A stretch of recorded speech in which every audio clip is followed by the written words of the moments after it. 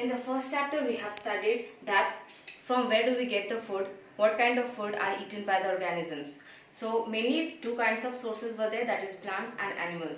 So here we will study that what are the components present in those food items.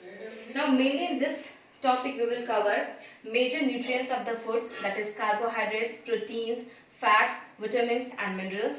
Then what is a balanced diet and diseases caused due to the deficiency of these nutrients. So these three topics are the main topics which needs to be covered in the components of food. Now, nutrients. So as I said, we eat so many things like dal, rice, pulses, etc. So why do we eat those things? What is the need in our body? Because they give us nutrients, components which are essential for our body growth, which prevents us from many kinds of diseases, which keeps our body healthy, which keeps our body alive. So nutrients can be defined as the substance present in the food that our body needs to function properly. So nutrients are those substances which needs to be present in the food, which is helpful for the proper functioning of our body. Now, major nutrients. So we have talked about the components, nutrients. What are the nutrients? So now, what are the nutrients that needs to be present in our food? So the major nutrients: carbohydrates, proteins, fats, vitamins and minerals. These are the major nutrients which needs to be present, and roughage and water are also considered as the nutrients, but they are present for some other purpose. Now, first is carbohydrate. So carbohydrates are also known as energy providing food. They provide energy to the body and they are present in the form of starch and sugar. Okay. So carbohydrates are considered as energy providing food. They provide energy. Why do we need energy? Because whenever we do some work, so we have to require a lot of energy to do that work. We require a lot of energy. So for that energy we need food, and in the food, which component is required for that energy providing? So that is carbohydrate. So carbohydrate provides energy to the body. So some examples of carbohydrate which are wheat, rice, potato, etc.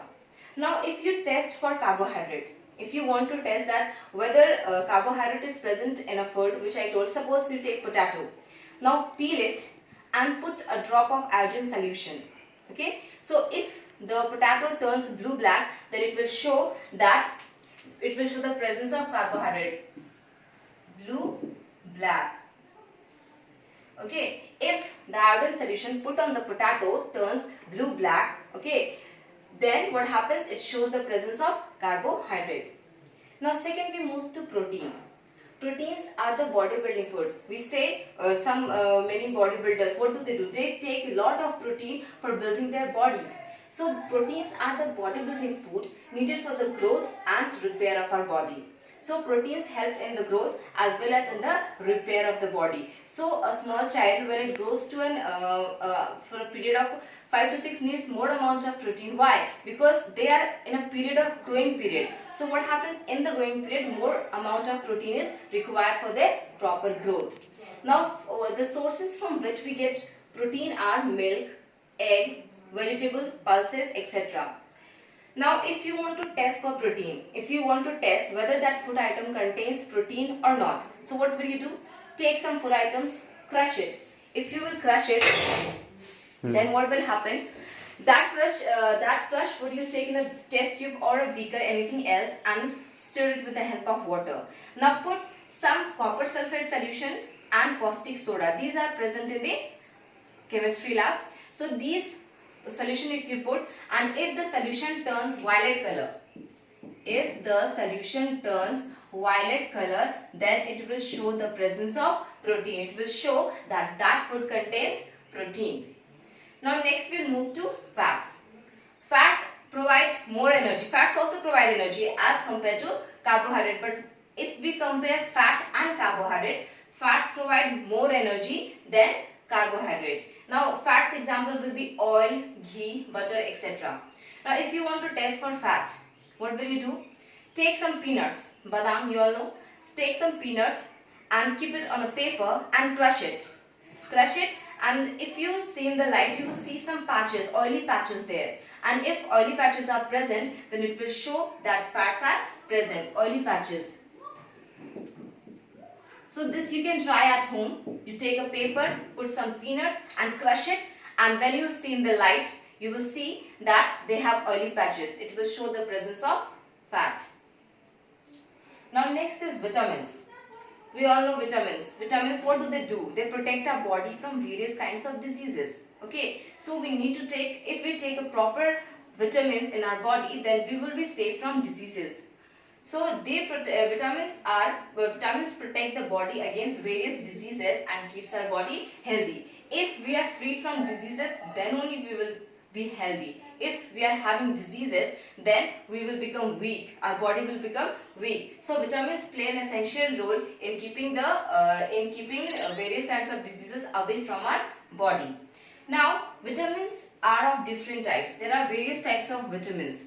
Vitamin A, vitamin B, vitamin C, vitamin D, vitamin A, vitamin E, vitamin K are also there, but mainly we have to study in this chapter vitamin A, B, C and D.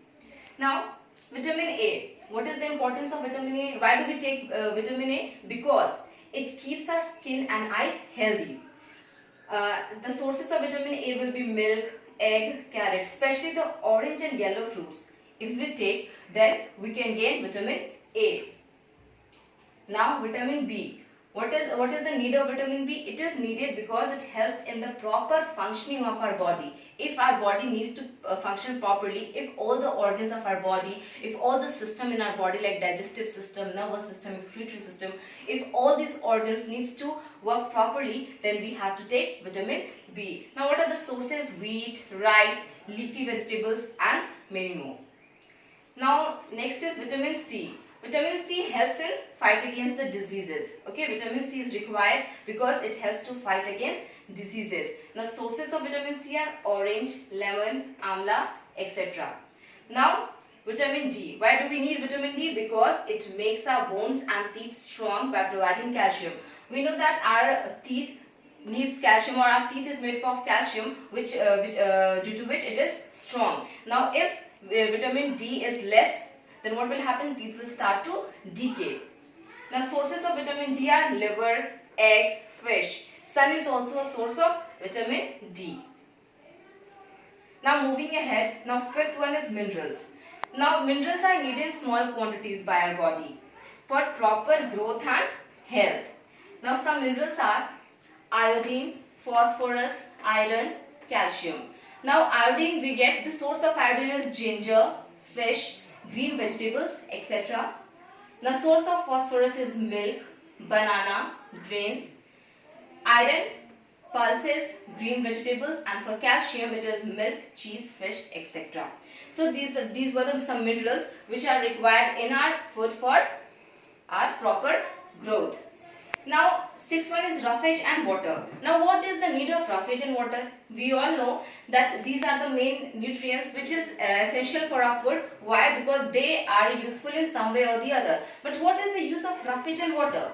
Roughage and water are useful. Why? Because now roughage is also known as dietary fibers. These fibers need to be present in our body. Why? Because they help our body to get rid of undigested weight. During the process of digestion, what happens? There are some substances which get absorbed and there are substances which remains undigested. So that undigested food needs to be removed from our body. So that is done with the help of fibers that are present in our food. So grain, pulses, fresh fruits, etc. are the examples which provides us fibers which help for ET excretion.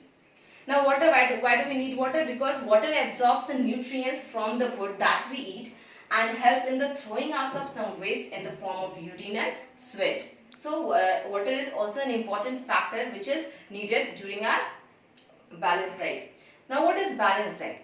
We all always say we should take balanced diet, we should eat these kind of foods, that kinds of food. So why we need to take balanced diet? Because all these nutrients which we studied, that needs to be present in equal amount. That needs to be present in equal amount for proper functioning. Not more, not less, in proper amount.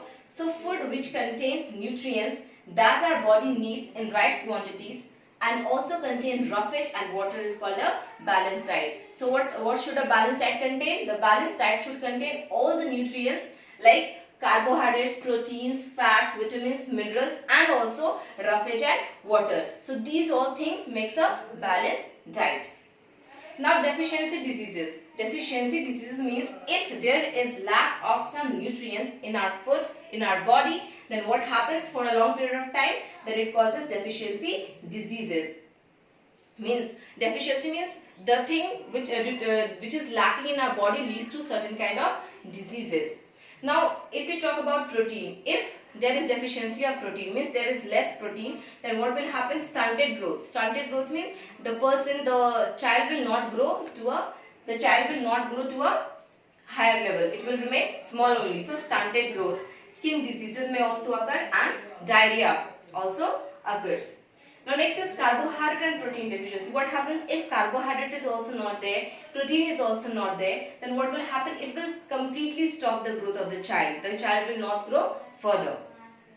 Now vitamins and mineral deficiency. Now we have studied that there are various types of vitamins, there are various types of minerals. Now what are the things that are caused due to lack of those vitamins and minerals? Now vitamin A. Vitamin A causes loss of vision or poor eyesight. Now so many of those children during 1 to 3 years or 4 to 5 years they lose their eyesight. Why? Because they are not getting vitamin A in proper amount. So due to lack of that, they have a poor eyesight or they completely lost their vision. Now vitamin B. Vitamin B causes beriberi. Beriberi is a disease which weakens the muscle and also provide very little energy to work. Means a person if suffering from beriberi will not be able to work properly. He will feel lazy. He will always want to sleep. Now vitamin C. Vitamin C we gain from the sources like sour things like orange, lemon, amla, etc. And it causes scurvy. Scurvy is a disease which causes bleeding in the gums, in the teeth. Okay. So what happens if the teeth is bleeding very much? Then you might be suffering from scurvy.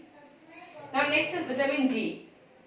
Vitamin D. Lack of vitamin D causes rickets. Rickets means the bones become soft, very soft, and it may bend.